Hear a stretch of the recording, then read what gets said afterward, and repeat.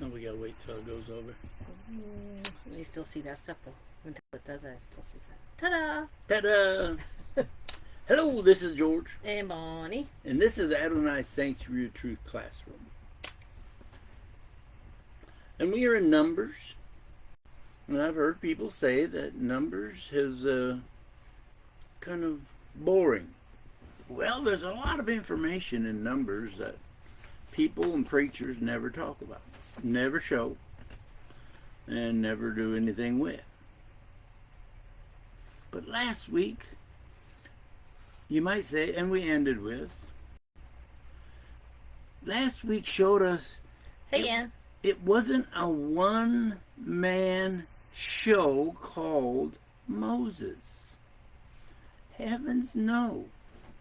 No. And this week we're going to learn more about what really is the job of the Levite and their position.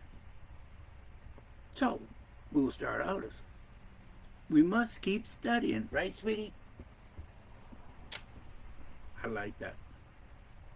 My sweetie's going to read 3:17. Yes, we're in 4, but she's going to start out with 3:17.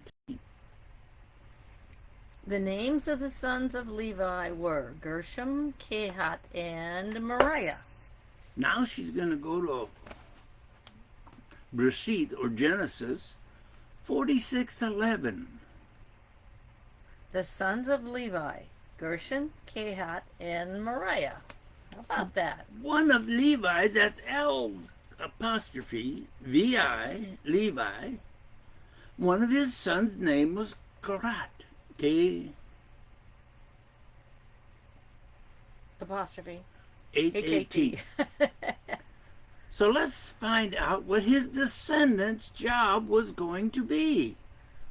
Read 4:1-3, please. Adonai said to Moses and Aaron, take a census of the descendants of Kehat, who are among the descendants of Levi, by clans and family, all those from 30 to 50 years old. These will enter the cord doing the work in the tent of meeting. You have to be 30 years old to do the work. You don't have to be, and you can't be over 50. So from 30 to 50 are the ones that wanted to do the work. She just read those of the age of 30 to 50 were to perform the work in the tent of meeting. Now, what's their job? My sweetie's going to read the first part of 5. When the time comes to break camp, Get a bunch of guys together. Pack everything up. In other words, they are to to act like one of those moving companies you see advertised on TV. Doesn't? Well, 4:4, please. here's how the descendants of Kehat are to serve in the tent of meeting and deal with the especially holy things. 4:4 says they are to serve by doing the work in the tent of meetings. Although, these next specific instructions were really not for Kahat descendants at all. Read all of 5 and 6, please. When the time comes to break down camp, Aaron is to go in with his sons, take down the curtain which serves as a screen, and cover the ark of the testimony with it. On that day, they are to place a covering of fine leather, and on top of that, spread it in all blue cloth. Then they are to insert the carrying poles. Aaron and his sons are to do the packing. No one else. We'll find out later that's even more specific than that. Mm-hmm. Take down the curtain and cover the ark of the testimony with it. Then cover that with the leather, and on top of those lay a solid blue cloth. Then Aaron and his sons are to place the carrying poles in their proper rings. Sounds like Aaron and his sons are going to be doing a lot of work. Mm-hmm. Yeah, preparation. Yeah. We're talking about Kahat Mm-hmm. and his brothers. Well, let's keep going. 7 and 8, please. On the table of showbread they are to spread a blue cloth, and place on it the dishes, incense pans, offering bowls, and pitchers. The perpetual bread is to remain on the table. They are to spread on these things a scarlet cloth, cover them with a covering of fine leather, and insert the poles. Aaron and his sons are just getting started. Yeah. Like the Ark of Testimony, they are to cover the table of showbread with a blue cloth, and place on this cloth the dishes, incense pans, the offering bowls, and the pitchers.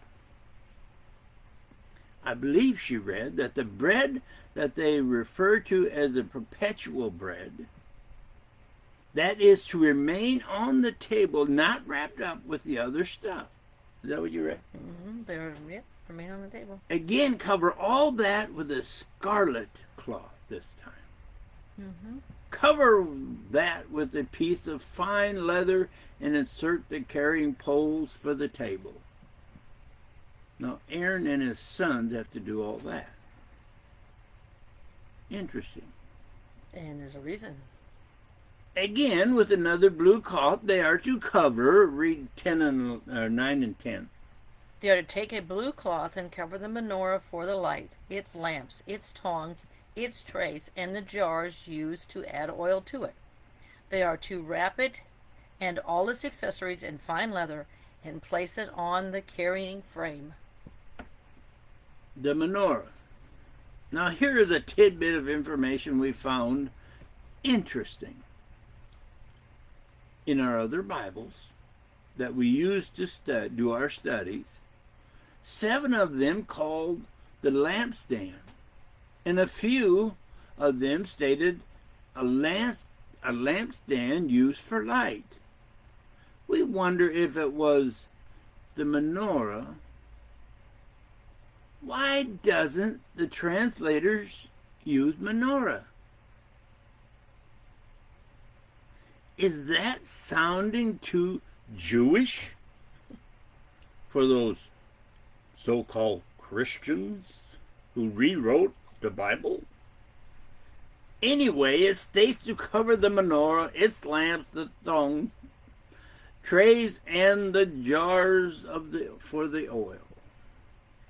Wrap them in leather, and those are to be put on some sort of carrying frame. That's what you read, right?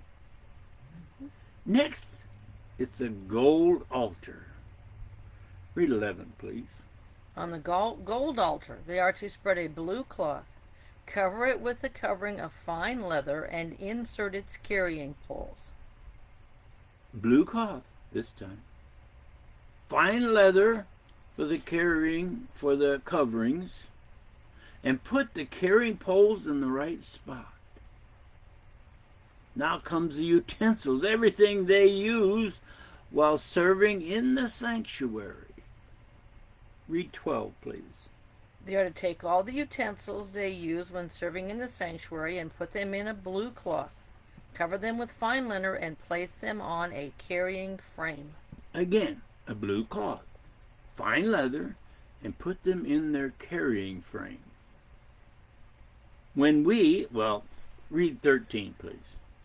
After removing the greasy ashes from the altar, they are to spread a purple cloth over it. When we studied 4:13, it states removing greasy ashes from the altar. Only 2 of our other Bibles we use said greasy ashes. Most of them just said ashes. Stop and think about all the burning on that altar. After being in one spot for months and maybe years, it would stand to reason after years the ashes just may be a little greasy.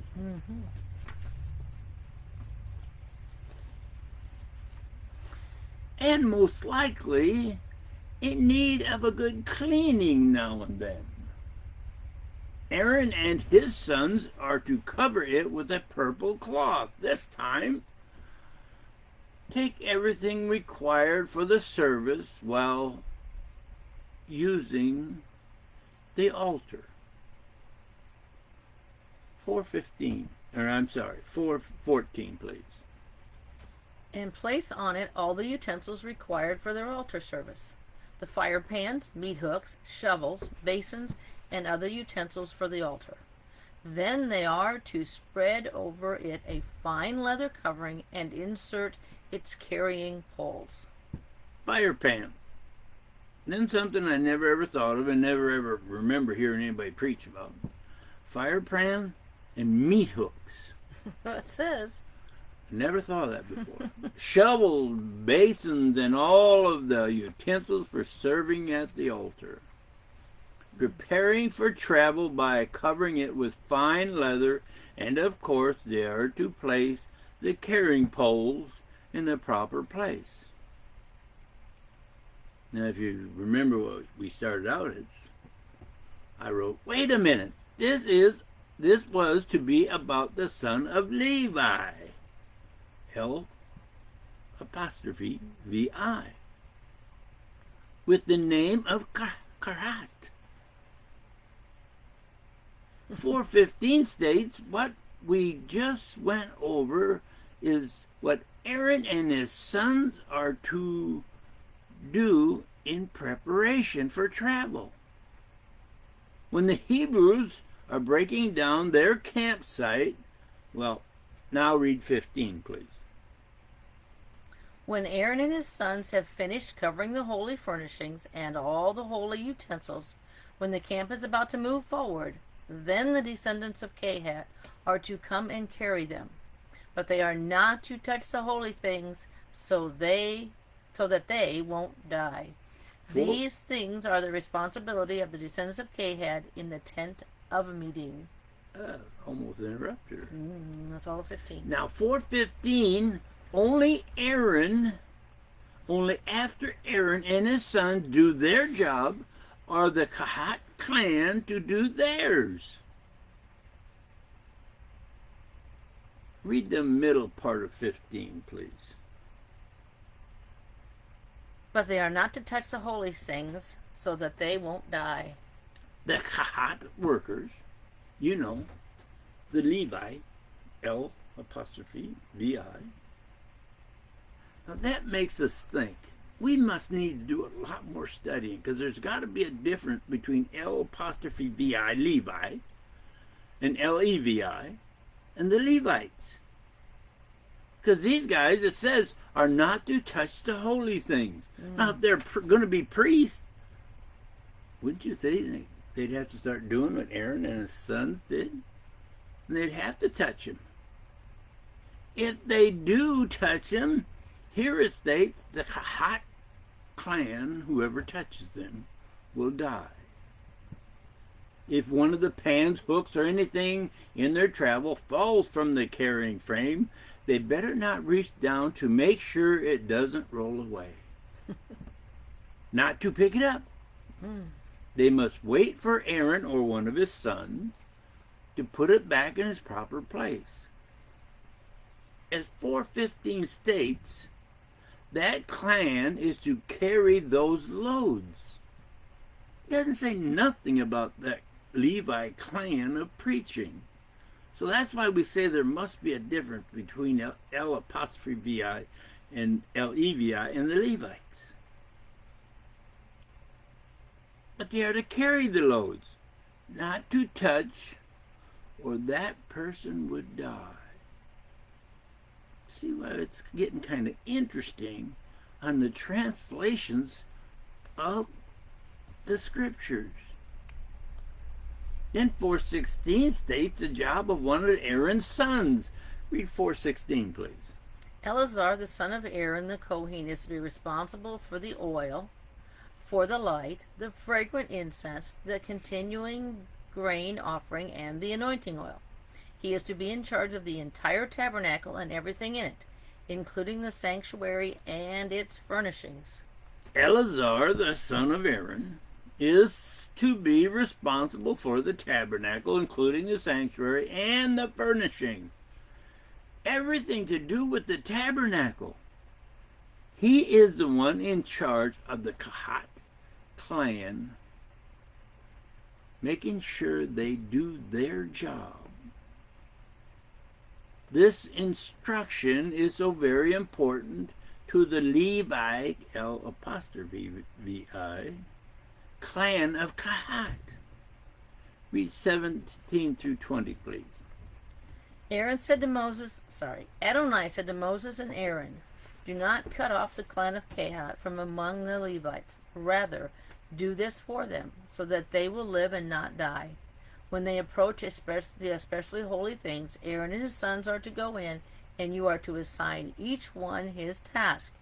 But the descendants of Kahat are not to go in and look at the holy things as they are being covered.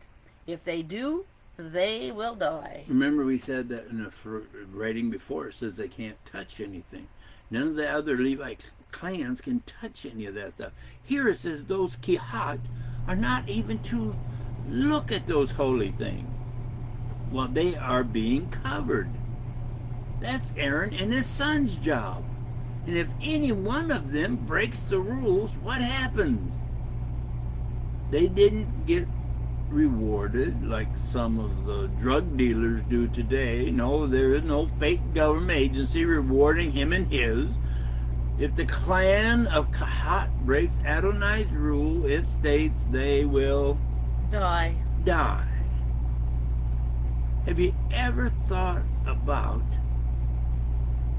if you break Adonai's rules and go with any denominational philosophy, church doctrine, and or a religion that goes against the real truth, written word from Adonai, your death is just the start.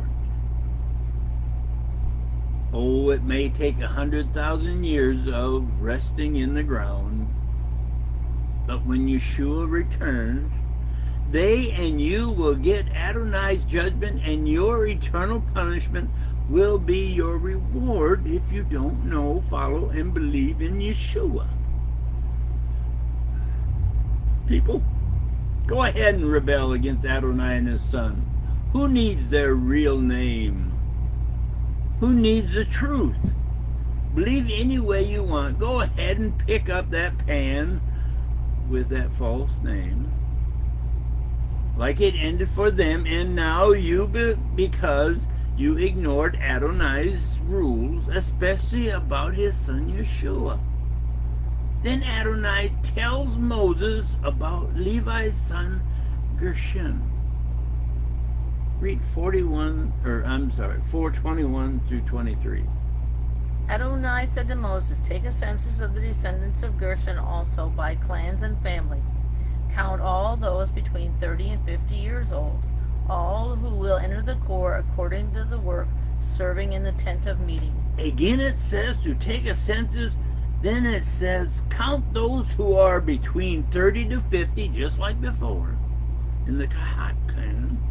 They are to do the work of serving in the tent of meetings. Is that what you read? Mm-hmm. Well, that sounds so much more important than their brothers, you might say.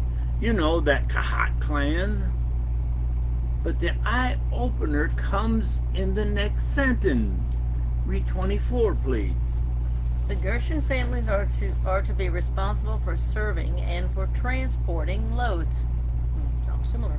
The Gershon family or clan has the responsibility of serving and the transportation of the loads. We are not going to repeat their job, but my honey is going to open your eyes to what their job is. Just a little bit. Read 25 and 26. They are to carry the curtains of the tabernacle, the tent of meetings, its coverings, the fine leather coverings above it, the screen for the entrance to the tent of meeting, the tapestries in the courtyard, and the screen for the entrance to the courtyard by the tabernacle and around the altar, along with the ropes and all the utensils they need for their service, and they are to do the work connected with these things. Interesting. Now we're talking about the Gershon family or clan. And it states the very first thing it says is they are to carry. Then we find out they are told who will be their supervisor. Read 27. Aaron and his sons are to supervise all the work of the Gershon clan in transporting loads and serving, and to assign them who is to carry what. Aaron and his sons tell them even who and what they will carry. Read 28, please. This is how the Gershon family are to serve in the tent of meeting, and they are to be under the direction of Ithamar, the son of Aaron the Kohen. You might say they're foremen to get the job done, so they will carry the load or carry the stuff. Was the priest Ithamar, Aaron's son. Now we come to the clan of Moriah, L'(Vi's) third son. Same as before, a census to find the people 30 to 50 years old. What's going to be their job? Read 31 through 33. 31 through 32. Their service for the tent of meeting is to carry the frames, crossbars, posts, and sockets of the tabernacle. Also the posts for the surrounding courtyard with their socket, tent pegs, ropes, and other accessories, and everything having to do with their service. You are to assign particular loads to specific people by name. If you don't have the frames, you can't put up the tents. Makes it a little tougher, yes. So they are to carry the frames so they can set up all those curtains and screens and all the rest for the service of helping Aaron and his son. Like before, it states, by name, you are to assign them their job. Verse 33 says Ithamar is to also be the one who directs that clan. When we look at Aaron's son's job, when we look at Aaron's son's jobs, it wasn't just preaching. They had huge responsibility outside of being a priest. If you want to the wordy version, you can read 4:34 through 48. The short version is 30 to 50-year-olds of the Kahat family. They had 2,750 workers, 30 to 50 years old. The Gershon family had 2,630 that were 30 to 50 years old. And 30 to 50 year old of the Moriah family was 3,200. That part says the ones doing their job from the tribe of L'(Vi'i, Levi, amounted to a total of, well, my sweetie's going to read, 48. Yielded a total of 8,580 persons. That's 8,580 workers of those three clans of the age 30 to 50 years old. Read 49, please. According to Adonai's order, they were appointed by Moses, each one to his specific service or work. They were also enumerated as Adonai had ordered Moses. Moses assigned and told each working group their job. But remember back, a chapter or so ago, the Kahat family had 8,600 men or males a month old and older. So that meant they had 2,750 workers. So that meant they had 5,850 more coming into the labor department, or too old. And the same thing goes for Gershon. They had 4,870, either too young or too old. And the Moriah had 3,000 that were either too young or too old. That's a total of 22,200 for each one of their clans. Now the interesting thing today is, remember that diagram that we had that Tom made?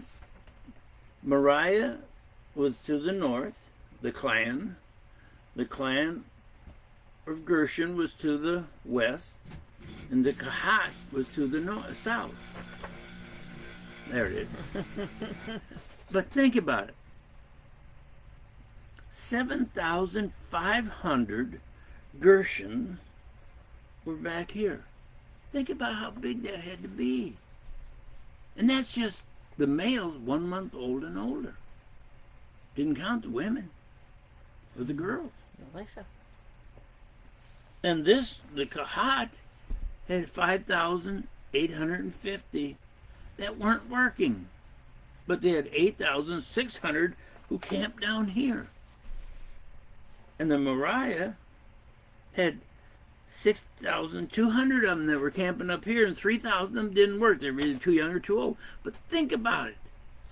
Those areas of that around the tabernacle, how big of an area did they have to have? It wasn't just 10 people here and 10 people back there and 10 up there where they needed a little camp. They had 22,200, I believe it was, that were camped around it. And then that's not counting the 2 million or however many they had all the way around there.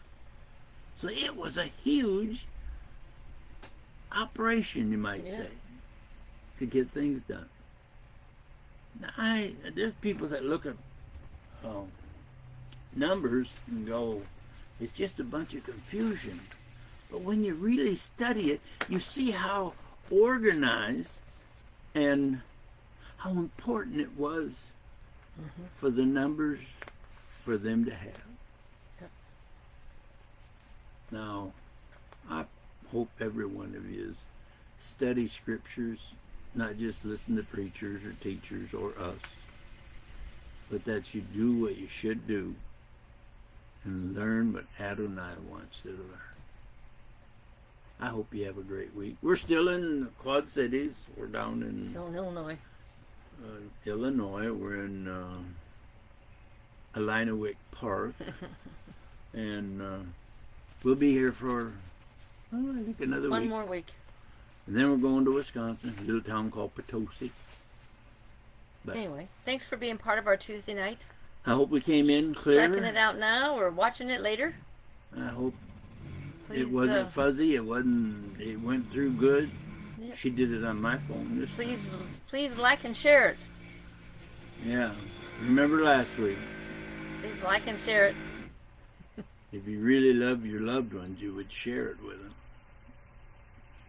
Even if it's just to give them another idea what truth is. I hope you have a great week. Have a great week, guys. And And we'll see you next Tuesday. have fun. Bye. It was clear.